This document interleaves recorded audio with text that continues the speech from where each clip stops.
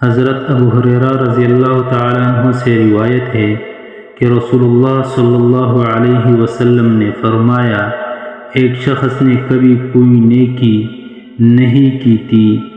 جب اس کی موت کا وقت آیا تو اس نے اپنے بیٹوں سے کہا کہ جب میں مر جاؤں تو مجھے جلا دینا، پھر میری راکھ کو پیس دینا، پھر آدھی راکھ خشکی میں اور آدھی سمندر میں اڑا دینا، کیونکہ اللہ کی قسم اگر اللہ نے مجھے پکڑ لیا تو ایسا عذاب دے گا جو کسی کو نہ دیا ہوگا۔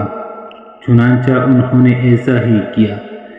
پھر اللہ تعالیٰ نے زمین اور سمندر کو حکم دیا کہ اس کی راکھ جمع کرے، پھر اللہ نے اسے زندہ کر دیا اور فرمایا، تم نے ایسا کیوں کیا؟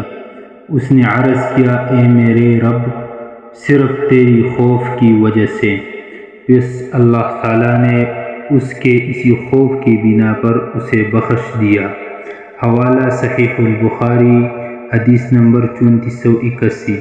حضرت عبداللہ بن عمر رضی اللہ تعالیٰ عنہ سے روایت ہے کہ رسول اللہ صلی اللہ علیہ وسلم نے فرمایا، مسلمان وہ ہے جس کی زبان اور ہاتھ سے دوسرے مسلمان محفوظ رہے، اور مہاجر وہ ہے جو اللہ تعالیٰ کی منع کی ہوئی چیزوں کو چھوڑ دے۔ حوالہ صحیح البخاری، حدیث نمبر 10۔